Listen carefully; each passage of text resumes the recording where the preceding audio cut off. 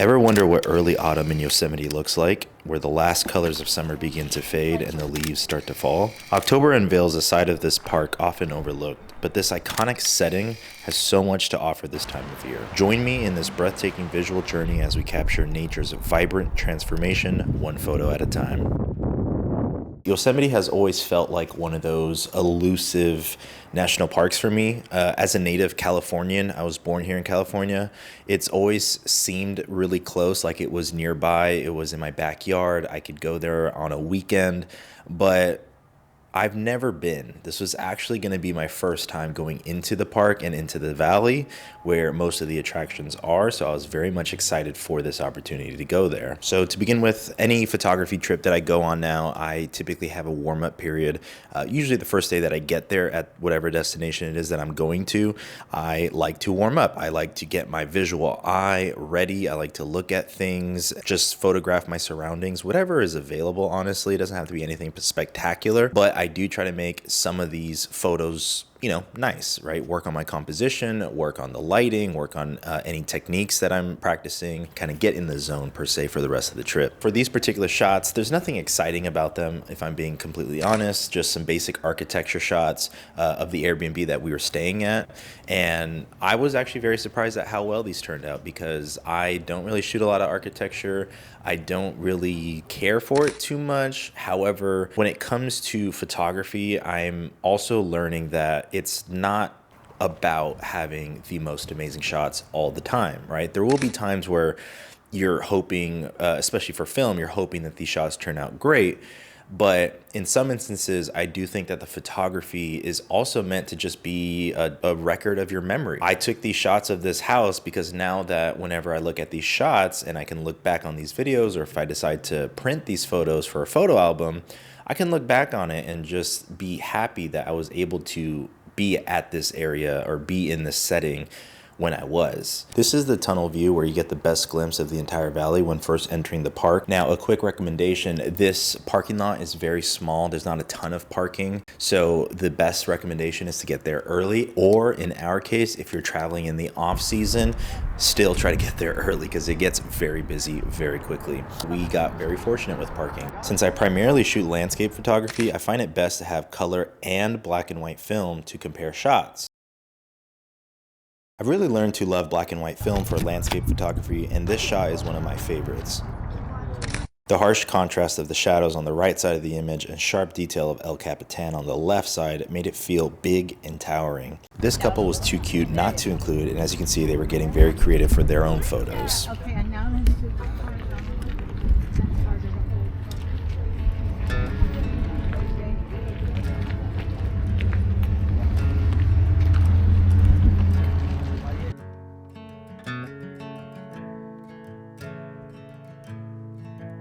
There was plenty of day left, but not so much in terms of good lighting, considering all the touristy things we had to do for the first time. Yeah, it's basically mist. This led us to Bridal Veil Falls. But before we could get there, it was a short walk, followed by some rock climbing. It's a crevice.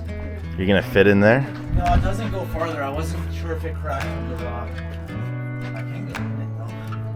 With a dose of bipedal off-roading. You good?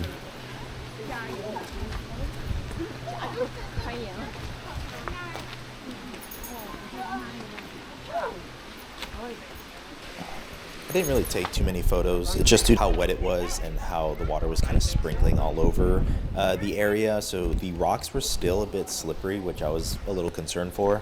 I didn't want to risk, falling and breaking my cameras or anything like that. And honestly, like some of the shots with the lighting, it just wasn't great. Once you get towards the base of the waterfall, there's actually a small pool of water that you can swim in. It's pretty cold. I actually touched it with my hands, and there was some people swimming in there as well. So quite a nice spot. And only a short drive further down was the meadow. I found a camera on the ground and decided to keep it. Here's a shot of me being cinematic. But funny enough, I found wild cotton growing in the meadow. For some reason, this was just really cool because I've never actually seen a cotton plant before. Similar to when I went to the Philippines and saw rice fields for the first time and basically saw where my food was coming from, that was just something wildly unexpected that for whatever reason hit a little bit differently for me. It was just really fascinating to see that in person. A lot of our time was just exploring the valley, seeing the village store, falling into the consumerism trap that turns the wheels of the machine, and overpriced yet delightful pizza in a place called Curry Village. That's a big ass bird. That's huge and beautiful. Excuse me, Mr. Crow.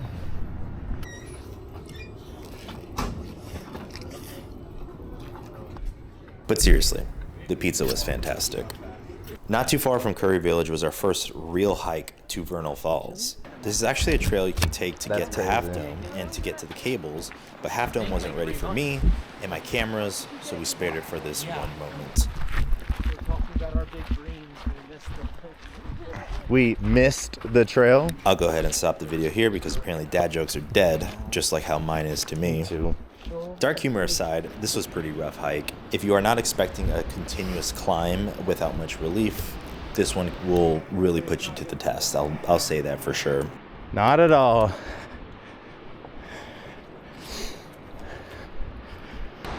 Nice. We made it, you guys. We made it. Oh yeah, that's pretty, dude.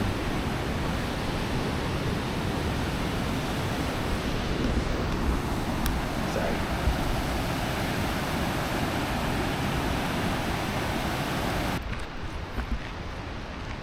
Oh my god, almost made it. After about an hour of climbing and a quick break, we finally saw the waterfall up close. I absolutely love this photo. I like the composition as you can still see the railing near the rocks here in the foreground, but more importantly, the scale of the waterfall in comparison to the tall trees around it that look so small. The layers of shadows really dramatize the subject, which is the flowing water cutting through rock.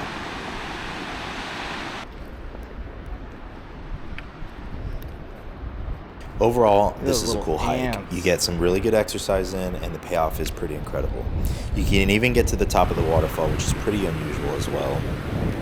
After the hike, we were getting close to golden hour, but based off our location, I only could get one good shot of El Capitan with the new Kodacolor film stocks, and I was pleasantly surprised at how good the shot turned out.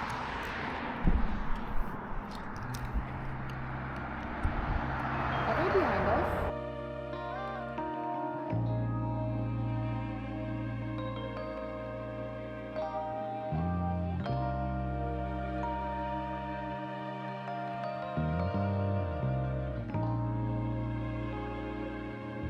A new day brought more adventure, this time to the upper and lower Yosemite Falls.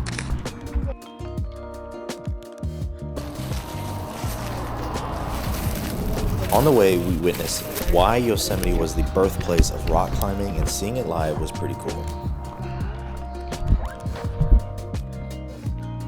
The falls were a lot drier here, but you could still boulder your way to the base if you wanted to.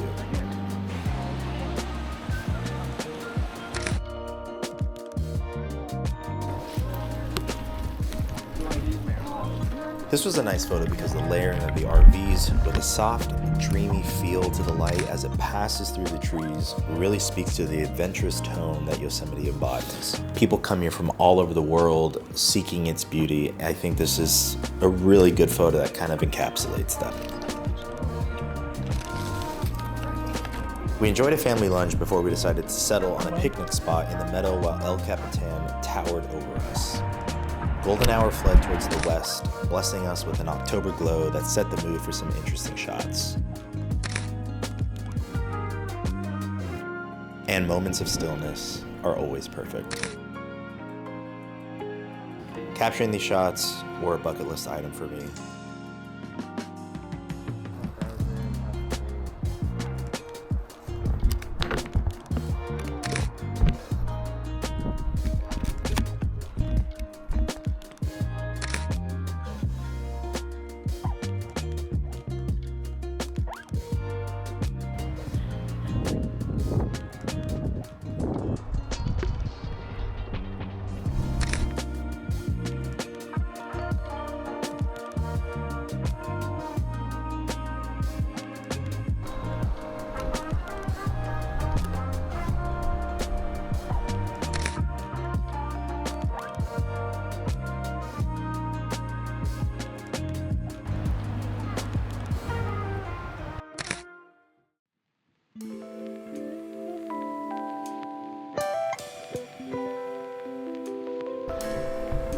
Oh my god.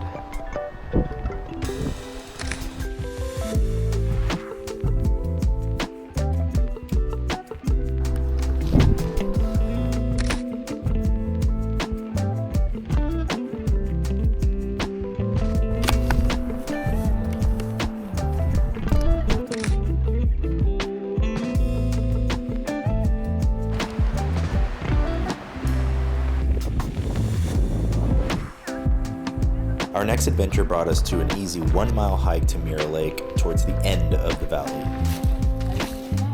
Seeing Half Dome from this angle was interesting, but not exciting enough for a photo in my opinion. There wasn't much of a lake, let alone a mirror, so to keep myself busy, I decided to spice up some photography skill work and started to work some portraits in nature.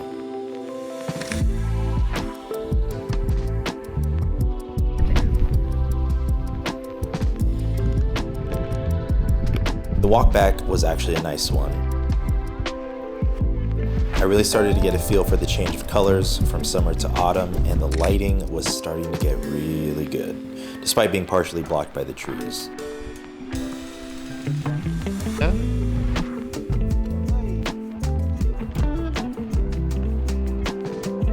I think this is an underrated photo, if I'm being honest. The man amongst the trees with his bike leaning against the tree made for a fun composition. Again, you just really see the size of this place and it makes you feel small, it makes you feel special. I think this shot was a good example of just being ready for the next shot. If I had waited any longer, the group of strangers would have kept walking and been out of the natural walkway guided by light.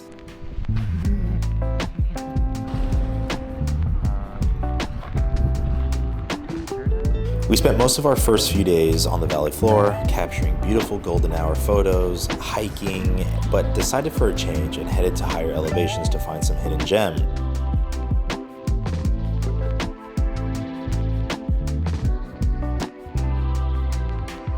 And gems were found. I'm showing the top photos I took from Glacier Point, some that are portfolio worthy and even print worthy in my opinion.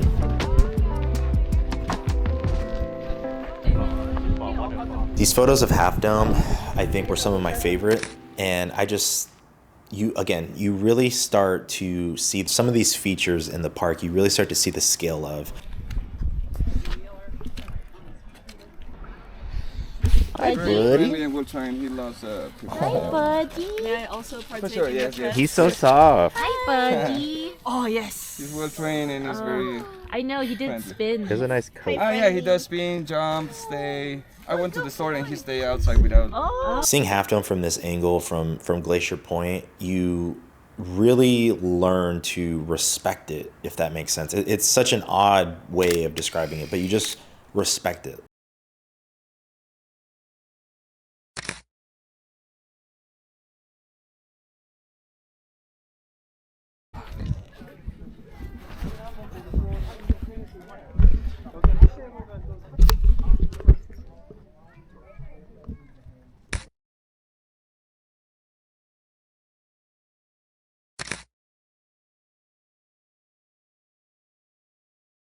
Nice.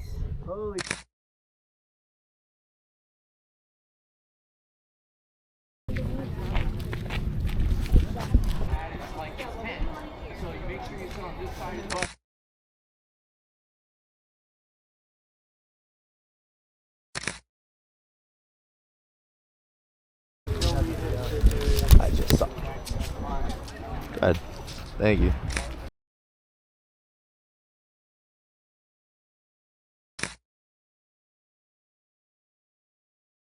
There was one last thing we needed to do before leaving this beautiful park, and it included cycling through the valley like we were kids again.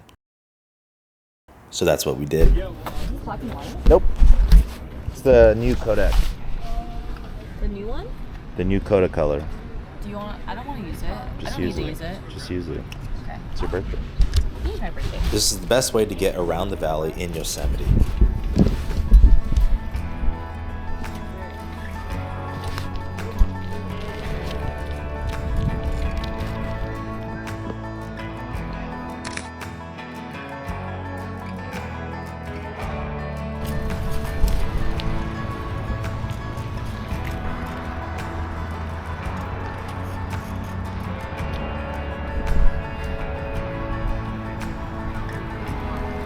In total, I think we only biked like 6 miles and practically saw the entire valley in one big giant loop.